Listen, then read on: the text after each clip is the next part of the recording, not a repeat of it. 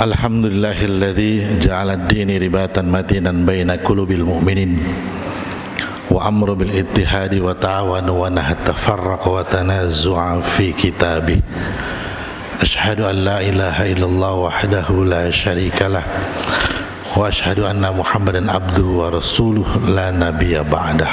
Amma ba'd.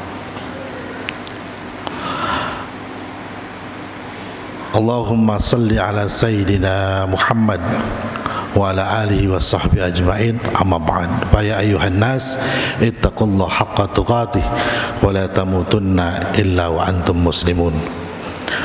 Wa qala Allah ta'ala fi kitabihil karim wa huwa asdaqul qailin a'udzu billahi minasyaitonir rajim.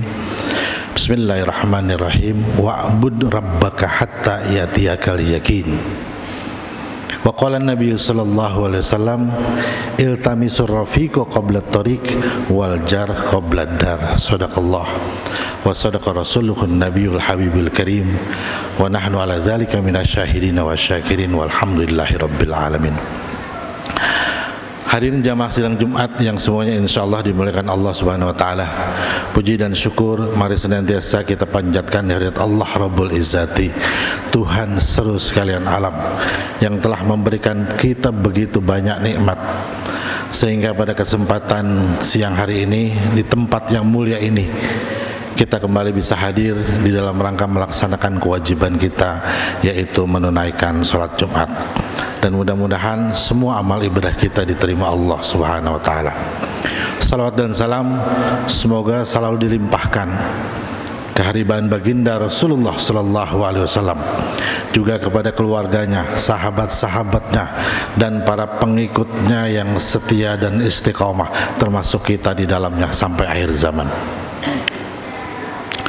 Yang kedua, khatib berwasiat, mari kita meningkatkan iman dan takwa kita kepada Allah, dalam arti takwa yang sebenar-benarnya takwa, yaitu imtithalul awamirillah wajtinabun nawahi, melaksanakan semua perintah Allah dan menjauhi segala larangan-larangannya.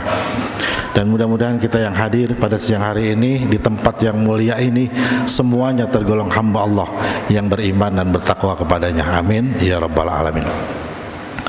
Hadirin sidang Jumat rahimakumullah, pada kesempatan yang baik ini khatib akan menyampaikan khutbah dengan tema kiat-kiat memelihara iman. Yang namanya iman itu adalah hal yang paling fundamental buat kita. Oleh karenanya kita ingin iman kita selalu tinggi kepada Allah. Tapi realitasnya iman itu bisa tinggi, bisa rendah, bisa tebal, bisa tipis. Begitulah kenyataannya. Al-imanu yazid wa yankus. Iman itu bisa tambah, bisa berkurang, tergantung situasi dan kondisi.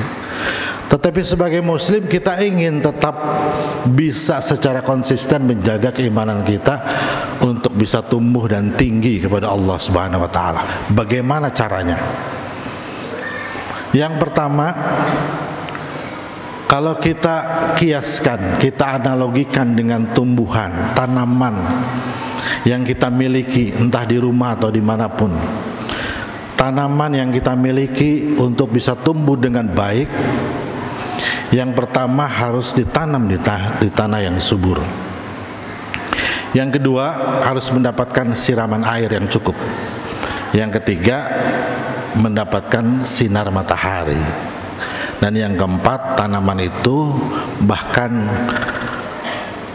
supaya berbuah itu perlu dipupuk. Itulah 4 hal yang kita lakukan kepada tanaman yang kita sayangi. Tumbuhan supaya tumbuh dengan baik. Begitu juga iman kita, supaya tumbuh dengan baik, yang pertama harus ditanam di tanah yang subur. Dan tanah yang subur bagi keimanan kita adalah lingkungan. Bagaimana Nabi kita Muhammad sallallahu alaihi wasallam pernah bersabda, kullu mauludin yuladu al fitrah fa abawahu aw yumajjisanihi aw yuhawidanihi aw yunasrani. Setiap bayi yang lahir dalam kandungan ibu itu dalam keadaan fitrah suci, artinya mengakui Allah sebagai Tuhannya. Karena semua cabang bayi dalam kandungan ibu itu ditanya oleh Allah, alastu birabbikum, apa kamu meyakini aku sebagai Tuhanmu? Dan semua bayi dalam kandungan ibu menjawab, qalu bala syahidna, katakanlah aku bersaksi bahwa engkau adalah Tuhanku. Ini adalah komitmen yang pertama kali dibangun oleh kita sebagai makhluk dengan Allah sebagai Khalik pencipta, untuk mengakui bahwa Allah adalah satu-satunya Tuhan kita. Dan itu yang disebut dengan kefitrahan, kesucian. Tetapi ketika semua bayi lahir dari kandungan ibu, itu bisa berubah. Ayu hawidanihi, ayu nasranihi, ayu majisani, tergantung orang tuanya, terutama bapaknya. Dia bisa jadi Yahudi, Majusi, atau Nasrani. Dan itu yang disebut dengan sebagai lingkungan. Jadi begitu besar kontribusi lingkungan terhadap tumbuh kembang atau sebaliknya keimanan kita kepada Allah. Oleh karenanya Rasulullah pernah bersabda, iltamisur rafiqa qabla thariq wal jar qabla dar. Carilah teman sebelum berjalan, dan carilah rumah tetangga sebelum kita menentukan di mana rumah kita. Teman sejati adalah orang yang selalu mengajak kebenaran dan memperingati kita ketika kita berbuat salah. Teman adalah orang yang mampu mengajak kita untuk mendekatkan diri kepada Allah, bukan sebaliknya. Begitu juga rumah kita, jangan sekedar bebas banjir, tempat nyaman, tapi lihat kanan kiri, apakah mampu menumbuhkan keimanan kita kepada Allah atau sebaliknya. Itulah lingkungan yang pertama sangat menentukan keimanan kita kepada Allah. Yang kedua, tanaman itu selain ditanam di tanah yang subur, harus disiram. Begitu juga iman kita harus mendapatkan siraman. Dan siraman bagi keimanan apa? Mendengarkan tausiah, mendengarkan mau'izah hasanah, berkumpul dengan para ulama, dengan orang-orang yang soleh, mendengarkan cerita-cerita mereka. Karena tubuh kita ini tidak hanya bersifat fisik, tidak hanya perlu diberi makan, istirahat dan lain sebagainya, tapi di dalam tubuh kita juga ada rohani yang perlu diisi. Dan isi makanan bagi rohani itu adalah mendengarkan tausiah, mau'izah hasanah. Fadzakir fa inna dzikra tanfa'ul mu'minin. Dan tetaplah saling mengingatkan, karena saling mengingatkan itu bermanfaat buat orang-orang yang beriman. Inilah siraman bagi keimanan kita agar tumbuh berkembang kepada Allah. Yang ketiga, tanaman selain ditanam di tanah yang subur, mendapatkan siraman air yang cukup, juga harus mendapatkan sinar matahari. Begitu juga iman kita perlu mendapatkan sinar. Dan sinar bagi keimanan kita itu adalah hidayah, petunjuk. Hidayah itu tidak hanya Allah berikan kepada seorang kafir yang kemudian menjadi muslim, tetapi hidayah itu juga perlu buat kita yang sudah terlahir menjadi muslim. Kita butuh petunjuk dari Allah. Ingat bagaimana paman Nabi kita Muhammad SAW, Abu Thalib, orang yang sangat dekat dengan Nabi, menjaga Rasulullah keponakannya dari ancaman kafir Quraisy, dan hidup serumah dengan Nabi. Nabi begitu menyayanginya, tapi ternyata Abu Thalib meninggal dalam kondisi tidak menjadi seorang muslim, tetap dalam kondisi kafir. Dan ini yang membuat Nabi begitu sedih, sampai kemudian Allah perintahkan Rasulullah melumuri air liurnya ke seluruh tubuh Abu Thalib agar tidak terkena siksa neraka nantinya. Tetapi tetap saja ada dari tubuh Abu Thalib yang tidak terlumuri air liur Rasulullah, dan disitulah masuk api neraka. Nabi begitu sedih sampai kemudian turun ayat, innaka la tahdi man ahbabta walakinallaha yahdi may yasha. Sesungguhnya engkau Muhammad tidak bisa memberikan petunjuk kepada orang yang engkau cintai, tapi hanya Allah lah yang bisa memberikan petunjuk kepada orang yang Dia kehendaki. Artinya petunjuk, hidayah itu hak prerogatif Allah. Bahkan seorang nabi pun tidak bisa memberikan petunjuk kepada orang-orang yang Dia cintai. Oleh karenanya kita selalu dan harus minta petunjuk kepada Allah.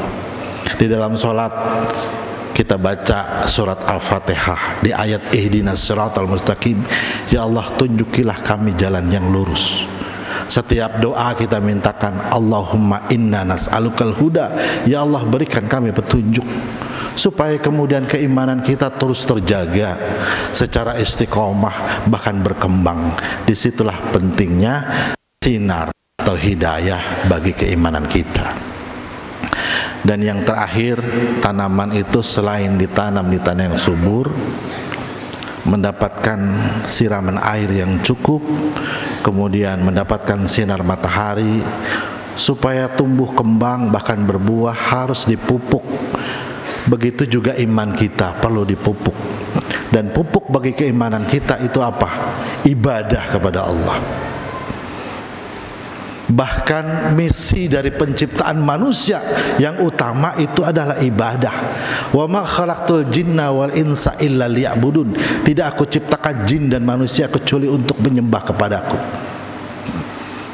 Ibadah menjadi satu hal yang utama dari alasan kenapa kita hidup di dunia ini.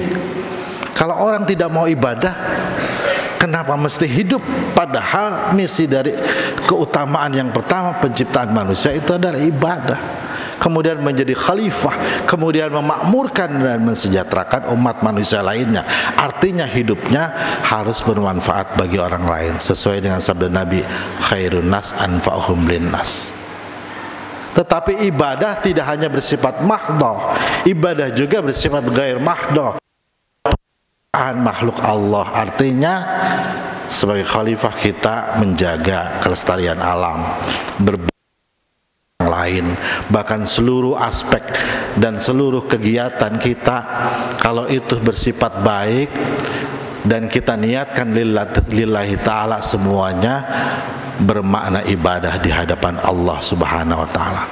Bayangkan ketika kita kerja masih pagi buta, ketika anak-anak kita belum bangun, kemudian kita pulang, anak-anak kita sudah tidur. Begitu banyak waktu tetapi tidak bertemu dengan keluarga. Kalau pekerjaan itu tidak kita niatkan lillahi ta'ala, betapa meruginya kita. Hanya mendapatkan di dunia ini, tetapi nilai akhirat, pahala akhirat kita tidak dapatkan. Oleh karenanya semua kebaikan kita niatkan bismillah. Bismillah. Apabila tidak baca bismillah, bahwa akto au abtar au azdam, semuanya terputus, tidak punya nilai pahala di hadapan Allah Subhanahu wa taala. Oleh karenanya marilah kita niatkan semua aktivitas kehidupan kita, tidak hanya betul-betul ibadah ubudiyah ya, tetapi semua kegiatan dan rutinitas kita yang baik kita harus niatkan lillahi ta'ala, dan mudah-mudahan itu menjadi ibadah pahala di hadapan Allah Subhanahu wa ta'ala. Inilah 4 hal seumpama tanaman, kita analogikan seperti tanaman kita untuk bisa memupuk keimanan kita kepada Allah, dan mudah-mudahan Allah terus meninggikan keimanan kita kepadanya sampai dengan ajal menjemput kita. Wa'bud rabbaka hatta ya'tiyakal yakin, dan ibadahlah sampai kemudian ajal menjemput kita. Artinya tidak ada sedetik pun ya, semenit pun, sehari pun waktu kita untuk tidak kita hadapkan, kita orientasikan kepada Allah. Semua waktu kita harus kita orientasikan kepada Allah agar kita menjadi orang-orang yang beruntung di dunia dan di akhirat. Amin ya rabbal alamin. Demikianlah khutbah yang dapat kami sampaikan pada kesempatan siang hari ini. Mudah-mudahan ini bermanfaat buat kita semua. Mari kita berdoa kepada Allah, semoga Allah selalu menjaga istiqomah, konsistensi keimanan kita agar terus tumbuh dan berkembang kepada Allah. Mudah-mudahan Allah juga mengampuni dosa-dosa kita, dosa orang tua kita, dosa para guru-guru kita, dosa para pemimpin bangsa kita. Semoga Allah jadikan anak-anak kita anak-anak yang soleh dan soleha, anak-anak yang berbakti kepada orang tua, agama dan bangsanya. Amin ya rabbal alamin. Barakallahu li wa lakum bil Qur'anil azim wa nafa'ani wa iyyakum bima fihi minal ayati wa dzikril hakim wa tilawatahu innahu samiul alim. Aqulu qauli hadza wa astaghfiru innahu huwal ghafurur rahim.